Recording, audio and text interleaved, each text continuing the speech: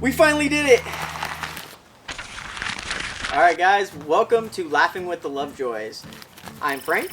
I'm Alex. And this is our weekly segment where we answer your questions from our YouTube and our other social media platforms. This week we're going to be introducing ourselves, talking about the first week of raising chickens. We're going to talk about our plans for the future, and also stay tuned for the end for a big surprise. But first, hit the like button. Maybe leave a comment. And don't forget to subscribe and hit that bell icon to stay up to date on all our content.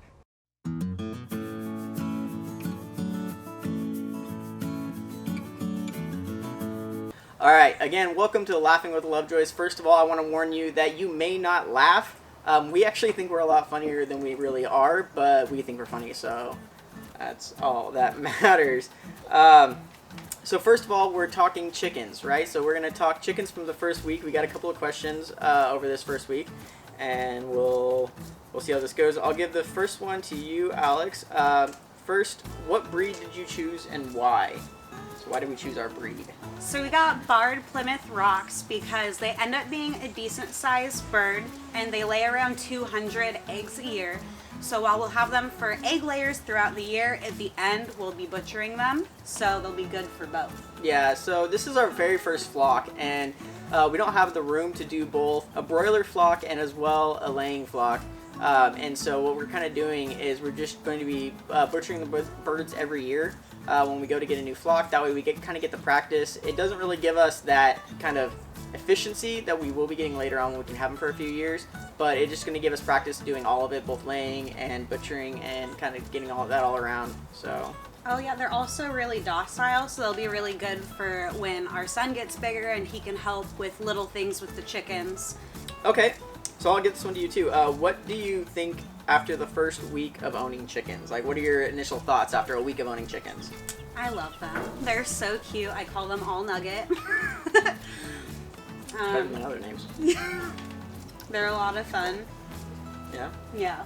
Are they too much work? Not enough work? No, I just keep with a schedule, so every morning I go and make sure that their water dish is cleaned out and I fill it up. I make sure their food is full and just check for pasty butt so that we don't run into that little issue. Alright, yeah. No, they're great. So the next question that we were getting, we did a chicken coop building video this last week, and I got in a few questions about the make and model. So I actually had a really good deal on it. It ended up being like a $1,000 coop I got for $500. I don't think they knew what the price was. Anyways, so great deal. Awesome chicken coop. It was called the Penthouse. It's made by Backyard Chicken Coops. It's an Australian company, and I actually had to figure out what it was and like look it up, and there's not a lot on it. It turns out that if you go to their website, it's not there. The company posted to like a Facebook group and a couple different like blogs and stuff like that about it a couple years ago, but I haven't seen anything since 2018, so I don't even know if it exists anymore. A local farm and ranch had it, and we bought it from them. And I don't know, man. If you can find it, it's a great chicken coop. We're doing some modifications to it. Just wait, next week you'll see a video on us putting a roof over the run and putting an auto feeder and an auto water in it for them, and an auto light, so that way, or heater, so that way they can stay warm as well. But yeah, stay tuned for that. So let's see, what is our next question? How long do you plan on keeping these chickens?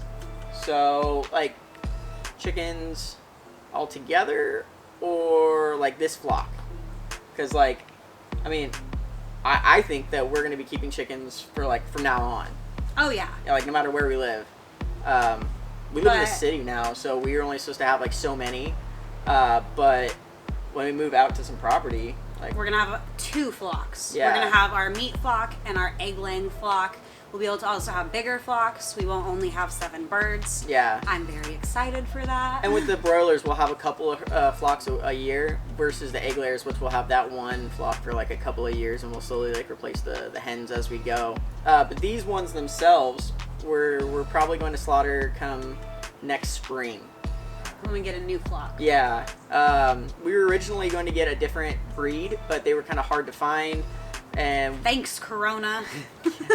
Yeah, everybody wants to do this, so it got really super hard to find, and we were just gonna go and get those ones next time. I think we're actually gonna stick with the Plymouth Barred Rocks for this next flock as well. They're good chicks. I really like them. They're really docile. We already have one that will run up right into my hands, and I really like that. Okay, so now on to us.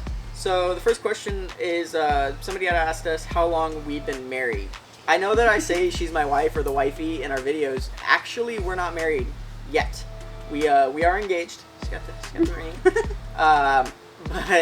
But we're not actually married. We have a son together. We've been together for about 2 years. In about 2 months, it'll be 2 years. And yeah, we were actually going to be getting married in October originally. There was a destination. September. Yeah, there was a destination about 3 hours away from where we live. It was this beautiful place.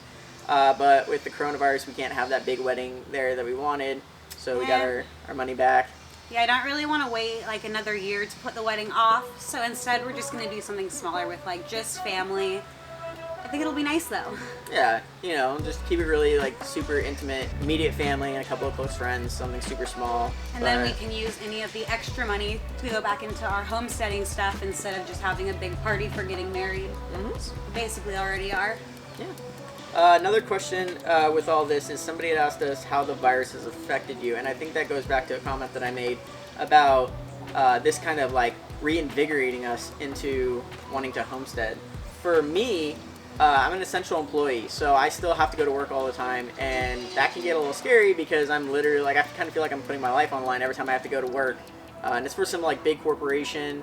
I wasn't already happy about working for a big corporation, and now I'm putting my life on the line for their profit margin. So that I don't necessarily like that too much, because then I'm putting her at risk. I'm putting baby Frankie at risk. Not my biggest thing. I'm not too happy about that. With her, you being affected by the virus. I haven't been able to work. I only worked like a couple days a week at a daycare, but I haven't been able to because it's only open for essential employees' kids, and so there's probably a fifth of the kids there, so they don't need as many teachers. So I've just been chilling at home with the baby and the chicks now. Yeah, and so like, I mean, on one hand it's good, we're home more, but then we also have less income coming in. And then just seeing everything that's happened with the virus, it's definitely just reinvigorated us to the fact of wanting to be more self-sufficient, create our own food and teach our kids to create their own food and build our own things and just kind of live a more healthy, well-balanced diet that we kind of feel has been lost on society. So you guys get to reap the benefits of that. Next question. Why are you learning to homestead? I think we kind of just answered that. If you guys want, go back and check out our very first video. We kind of go over why we originally decided to do this. But a short synopsis is kind of like, we don't like the way society is. We're not really big on a lot of people.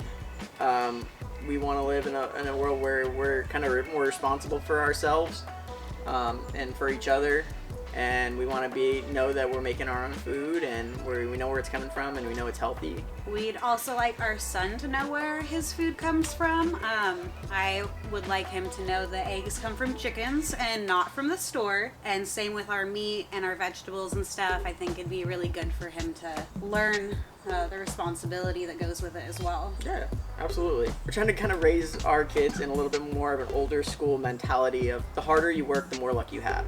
And, hopefully he'll get that. He might not like us for it.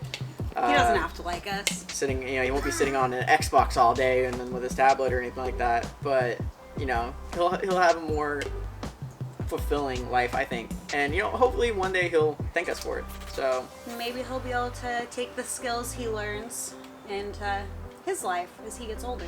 So next question is, where are you guys going to buy land? So I don't know if you guys know this, but we live like in the Portland Metro in Oregon. So we live outside of a big city in a town that's a big town. We are definitely in the urban setting here.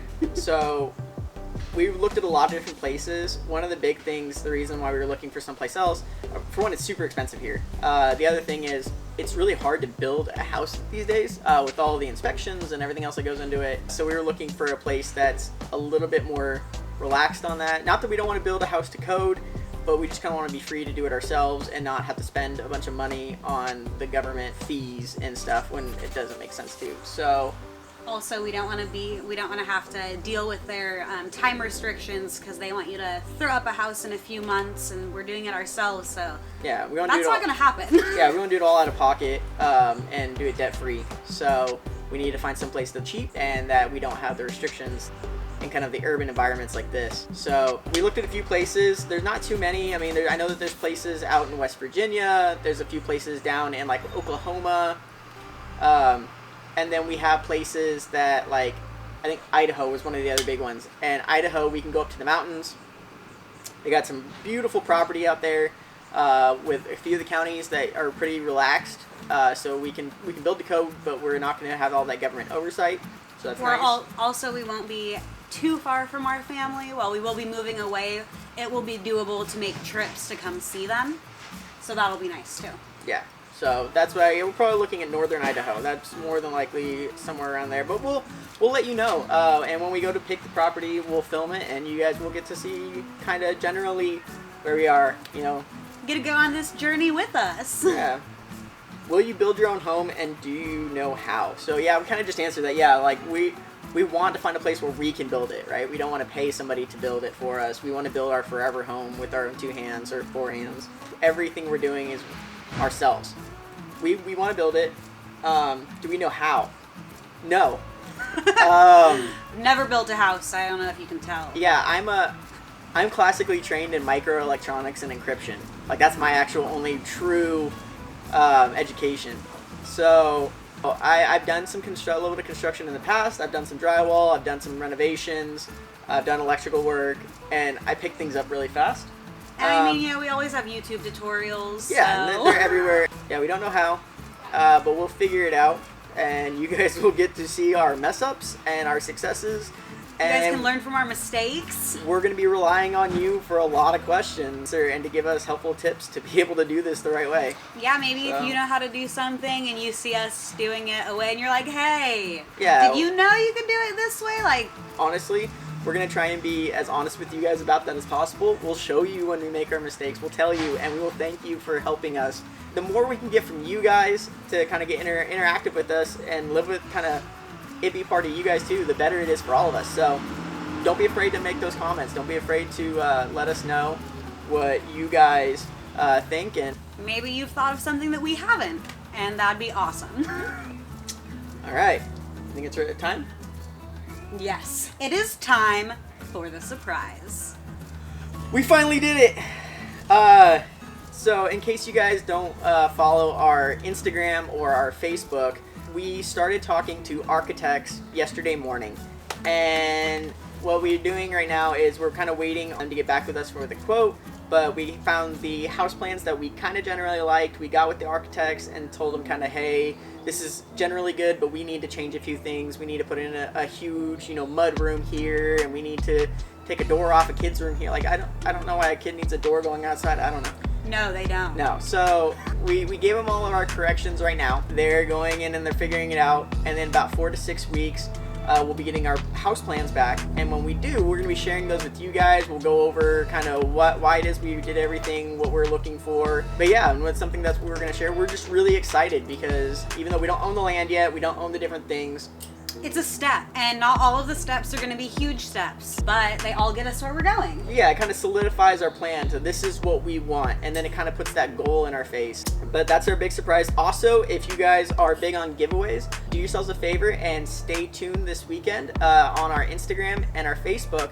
We will be publishing a giveaway starting for our milestones on YouTube. I'm not going to give you all the details. It's a t-shirt giveaway. You need to go over and make sure that you're following us on Instagram and make sure you're following us on Facebook. The links are in the description below. There's more details on that to come. Make sure this weekend that you're watching. And yeah, as always, guys, from our family to yours. Have a great day. Hey, babe. What? You know the funniest thing this camera's picked up on our Laughing with the Lovejoys? Huh. Your face. Don't forget to check us out on Facebook, Twitter, and especially Instagram to stay up to date on all that's going on around the Lovejoy home. If you're interested in helping to support the channel, we have 2 ways of doing that. First, our GoFundMe. We are crowdsourcing our channel sponsorship. Support shouldn't have to be a commitment. whether you can donate $1 or more. Only donate what you can when you can. And stay tuned on our YouTube videos and our Instagram, where we'll be asking you what you want to see happen. The link will be in the description below. And second is our merchandise. We have something for everyone, whether you're in the market for some new work clothes, latest fashions, or back to school clothes for the kids. As well, don't forget to check out our hats, backpacks, and mugs to outfit the whole family. Check out our link below, or go to www.spreadshirt.com/Frankenvet to check out all of our products.